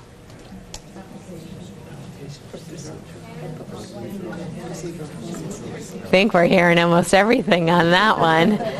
So the constructing and the construct, one could argue, is procedural skill and fluency. The interpret, you could argue, is conceptual understanding, because you do understand what you're seeing to be able to do it. And then describing the patterns might be a little bit of application. There might be some of that depending upon if it was in context. But definitely the procedural skill and fluency and conceptual understanding for sure. NRN, explain why the sum or product of two rational numbers is rational, blah, blah, blah. Conceptual. And then the last one, use the structure of an expression to identify ways to rewrite it.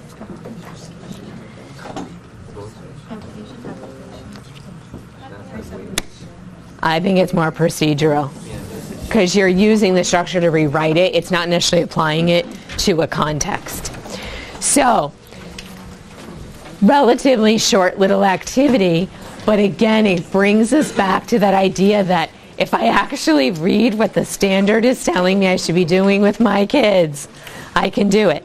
So this is a great way for you as an administrator, as you're getting ready to go in and do an observation. This would be more for this is more your formal observation, if you will.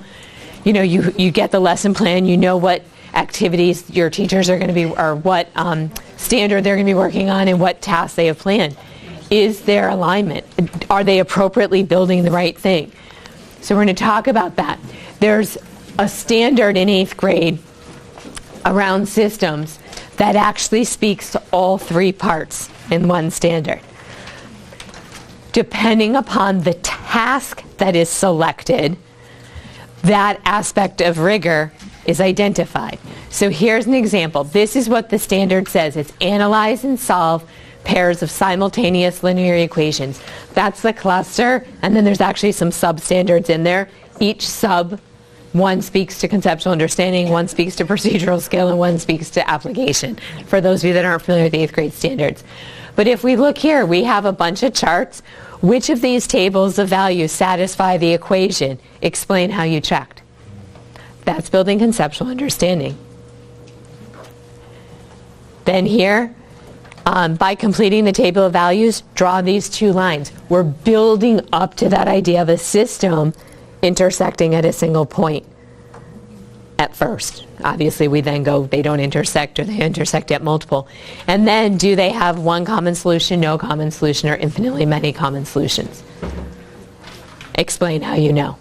So that task, which is about systems, really is targeting the conceptual understanding of systems. If we move on to this, we've all seen lots of problems like this. I used to give worksheets like this all the time. Are you kidding me? The only thing I did different is I would say, solve the following system by, and I would tell them what to do. But here's a list of problems. This is procedural skill and fluency. There's no conceptual understanding going on. They are repeating a process here. One that's valuable because I need to know how to do that. But I would venture to guess that when Common Core first came out, teachers who presented problems like this, you're not doing Common Core. That's old school. No, it's not. It still aligns because that particular standard is calling for procedural skill and fluency. And then the last one is a very common systems problem. It's the cell phone problem. I'm a little dated here because now most kids have unlimited plans, which makes doing the cell phone problem, what do you mean per text? Makes life a whole lot more complicated. But you know that. But then adding in, what I really like about this particular example is if the cell phone company decided to offer unlimited text for $80 per month, do you think that you would change your smartphone plan? There's a lot to consider there, right? Because now they have to think about, well, how many texts do I send in a month? They could never figure that out because they just text all the time. Thank God for texting. It's the only way my college son communicates with us now. He went back on Sunday. I'll hear from him again end of the semester. How do you support that? You know what? I have to pay for my own cell phone, and $80 is too much money for me. There's a lot of critical thinking skills at play in that problem. That's a great application example. Same exact content. All of them have to do with systems, but the task that's chosen targets a different aspect of rigor. So you can see through this example how task selection is very, very important, which ultimately means planning is important. And again, I cannot stress it enough, we cannot rely on our publishing companies to have done that work for us. We just can't. It's not fair to our kids. So what does it look like if a teacher is actually, wait a minute. Okay. They're looking, if they're doing conceptual understanding, students are working on tasks that elicit ideas. They're getting multiple responses. They're asking about how did you know that? What did you do? Why does that work? Those types of questions. If it's fluency and procedural skills, meaningful practice, not busy work. Okay, we still don't, I don't think we ever wanted the busy work. We know sometimes with subs, busy work is the easiest thing to leave, but we can still make it meaningful. And then application, they're applying knowledge and extending their thinking. Typically, a good indicator of application is it's more than just what's the answer. It's about, well, what does that answer mean? And what do I then do? So, we've just seen an example of how one standard fits all three aspects of rigor and that task alignment. So again, as administrators, that's more of what you're seeing on a regular basis is the tasks that your teachers are picking, right?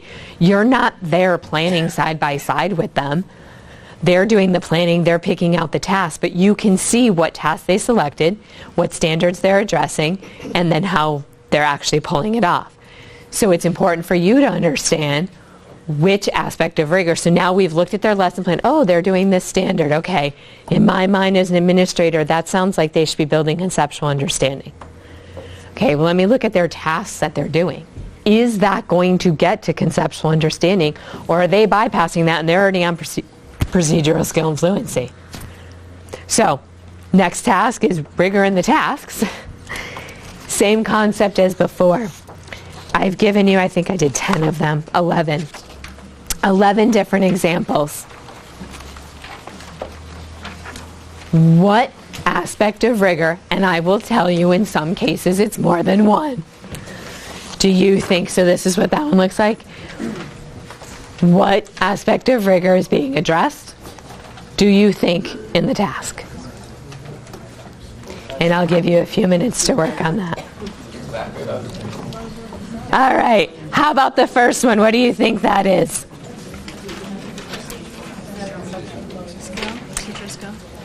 That one is actually conceptual understanding, because they have to understand about equivalencies. in order to be able to do that. How about the next one? Solving the equation and then writing if there's however many solutions. That one's a skill. Go solve it. So you have to follow a process. How about number 3? Number 2 is procedural skill and fluency. Okay. How about number 3? What do we think for that one? Application. I've heard both of them. That's actually a double. It's conceptual understanding and application. How about number 4? I hope you got number 4 right, because I gave this example in the presentation. It's conceptual understanding. How about number 5? A box 2 centimeters high, 3 centimeters wide, and 5 centimeters long can hold 40 grams of clay. A second box has twice the height, 3 times the width, and the same length. How many grams?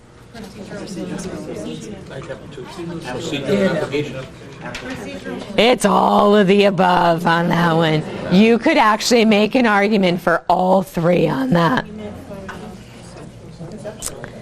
Good. All right, how about number 6, owning an NBA team? Application. Number 7, our peach grower. Application again, good. How about number 8? 7 was application, the peach grower was 7. Good, number 8's procedural skill. That's another one. We talked a lot about doing different types of repeated practice. Something like this where you combine addition and subtraction is actually a really, in some instances for kids, that's really hard to do something that has both at the same time, because they get, okay, this is what I do for every single problem, and when they have to make that switch, that really tells you if they have the fluency. How about number 9? Conceptual understanding, good. How about number 10 is number 9 is conceptual understanding. And that's because it talks about being able to remove the parentheses without changing the problem. Correct. How about number 10, the gum? Procedure.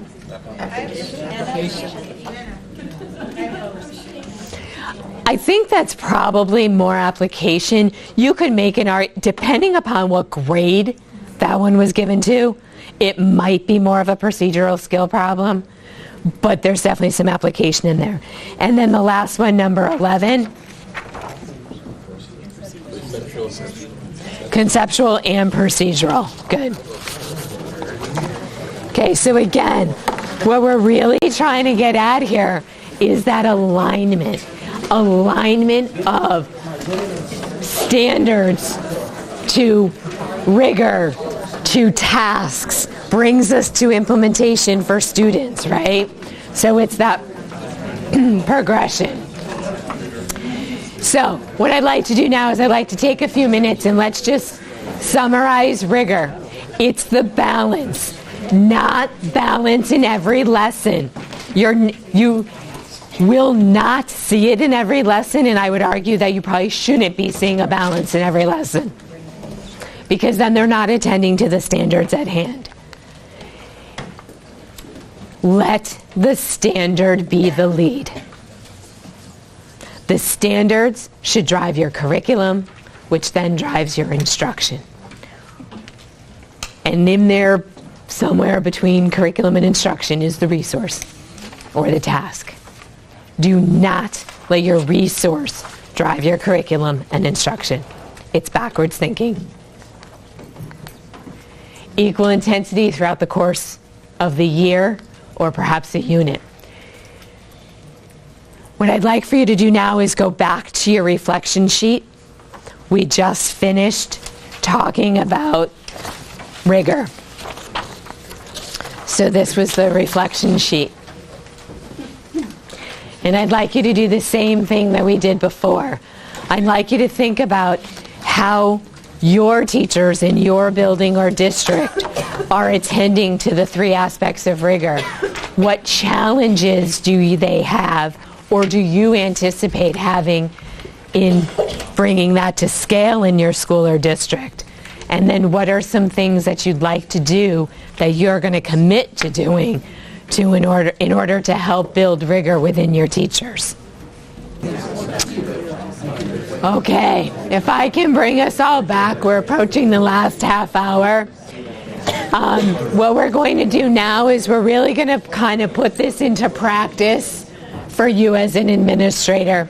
My original intent was hopefully to have you guys actually observe a video of a lesson.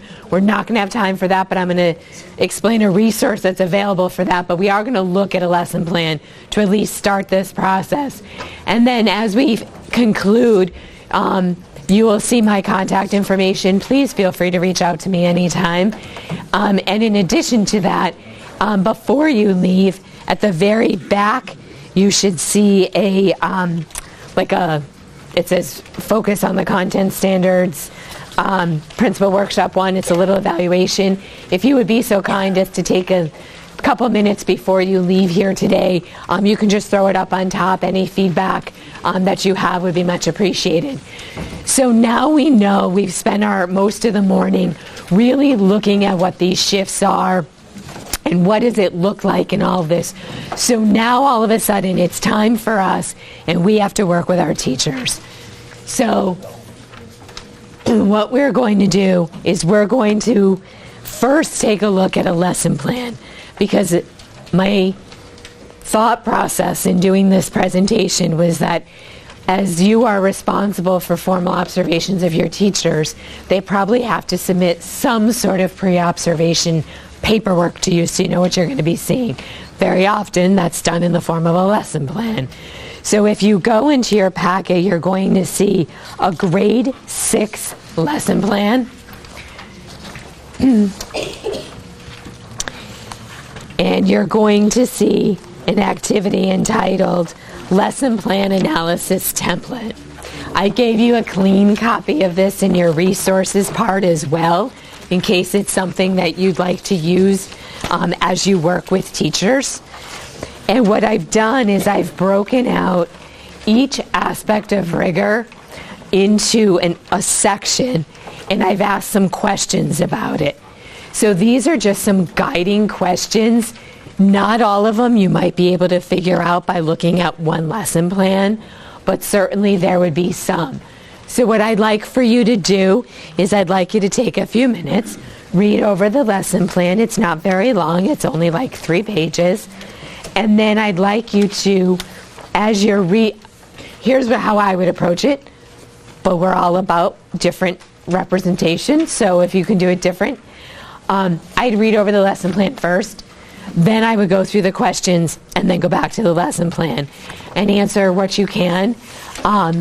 If you're not sure, just leave it blank. We're going to kind of have a discussion about it, and then we're going to talk about an additional resource that goes beyond just the lesson plan if you wanted to, either for your own use or use perhaps by your coaches.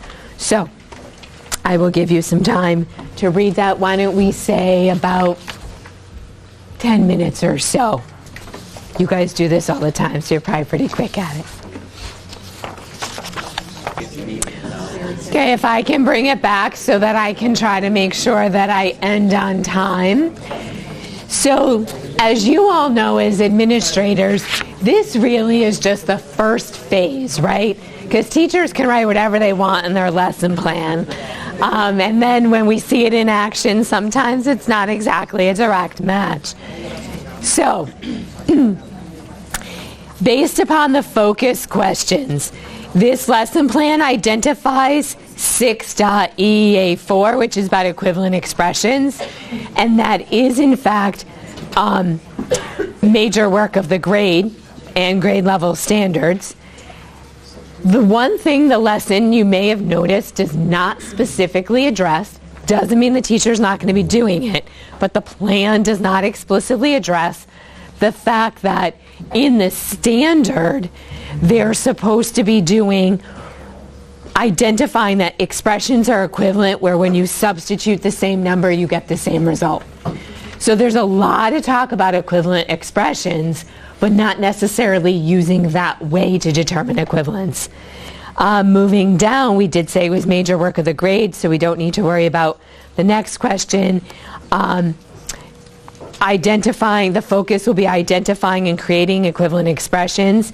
And then in terms of the summary, she does mention that, she says, how do you determine if the expressions were equivalent?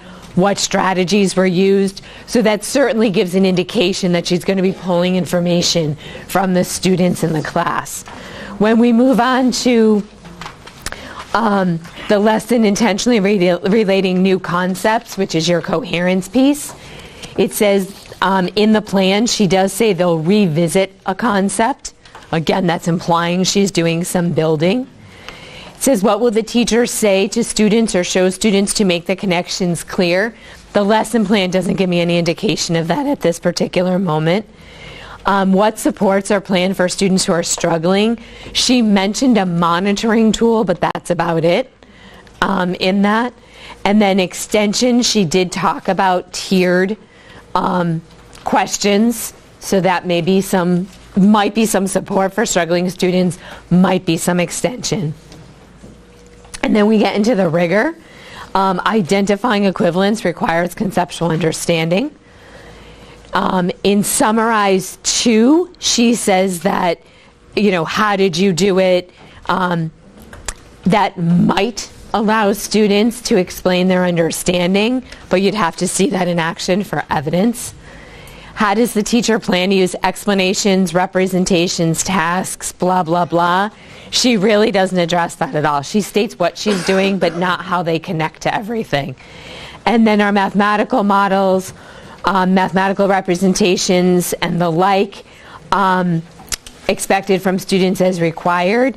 And there was an exit slip, so you're hoping that maybe there's some of that in there.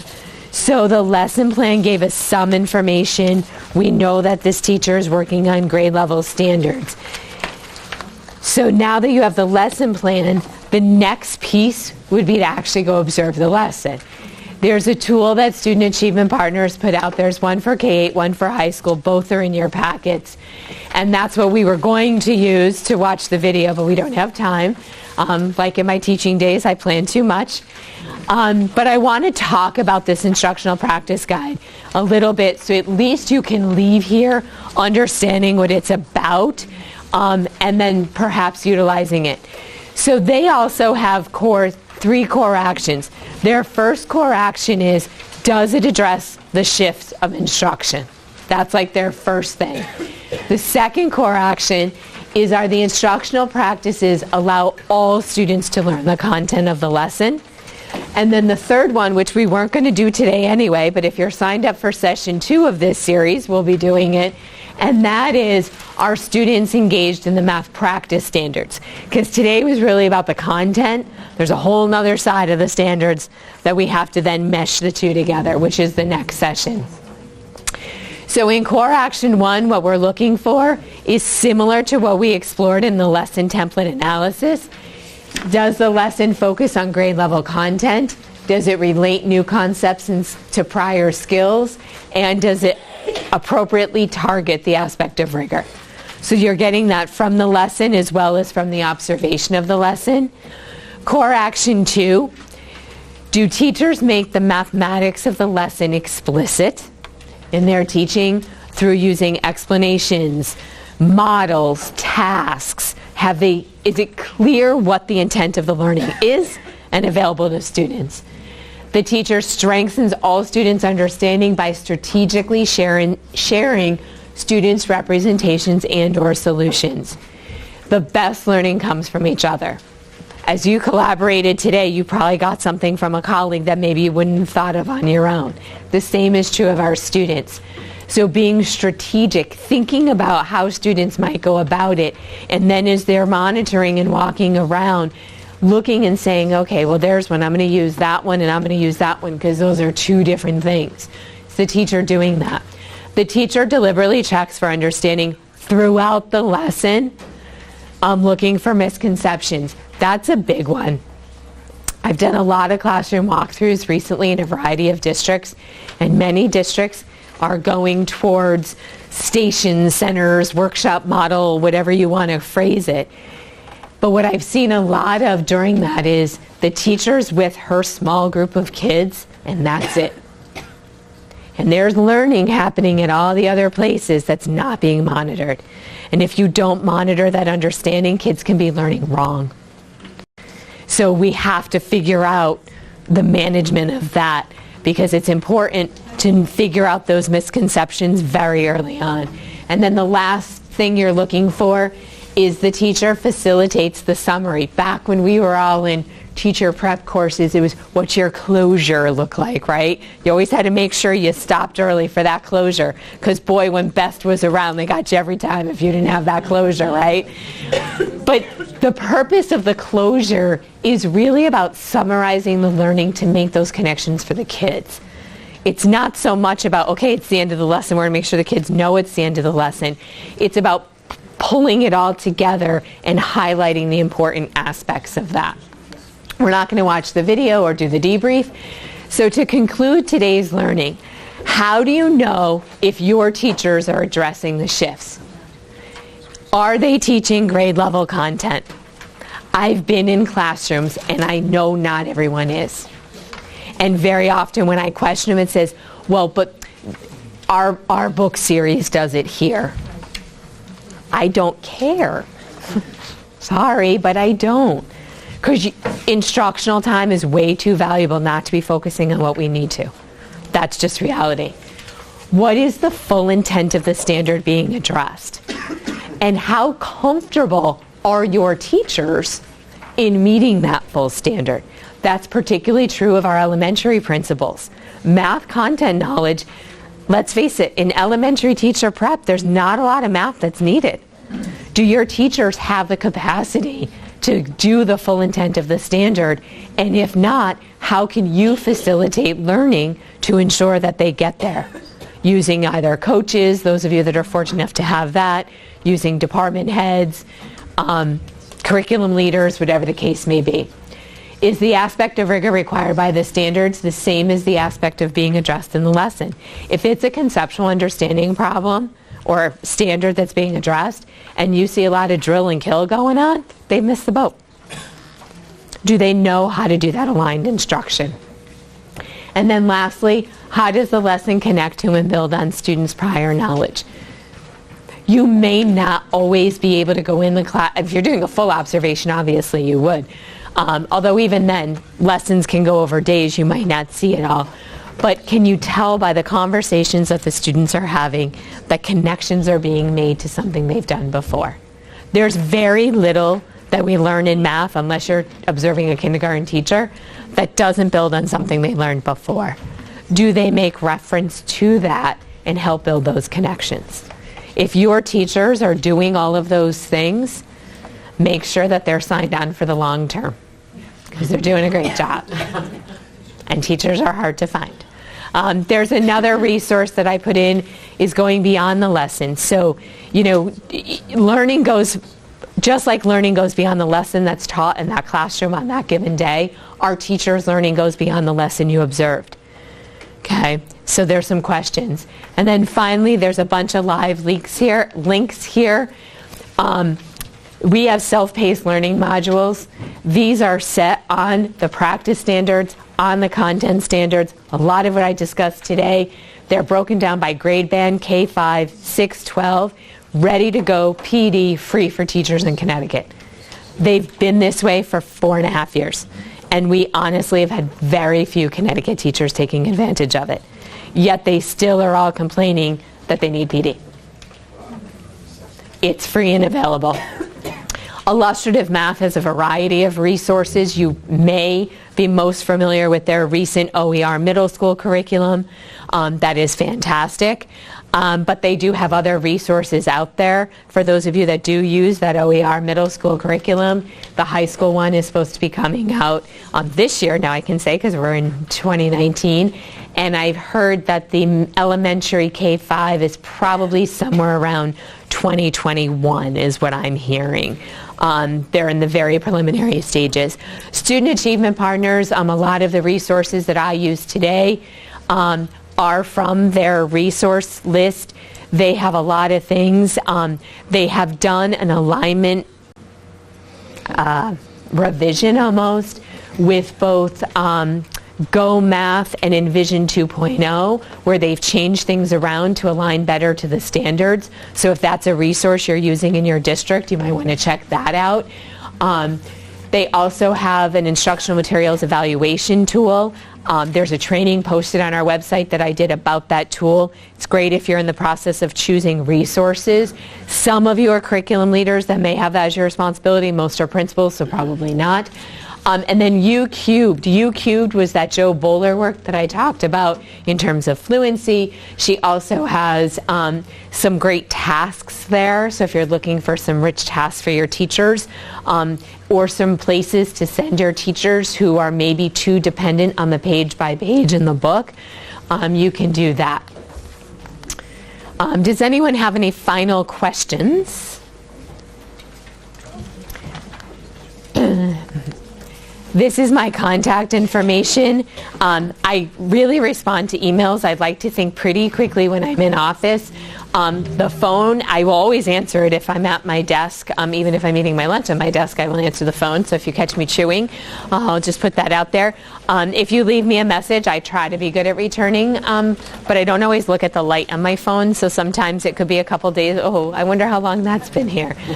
So I'm just going to be upfront and honest. Again, if you can fill out the evaluation form, you could leave it out on the table up here, the table on your way out. Thank you for giving up your valuable time to spend your time with me today. I hope you have at least something you can bring back to help your teachers better with mathematics education in our state. So thank you. Thank you.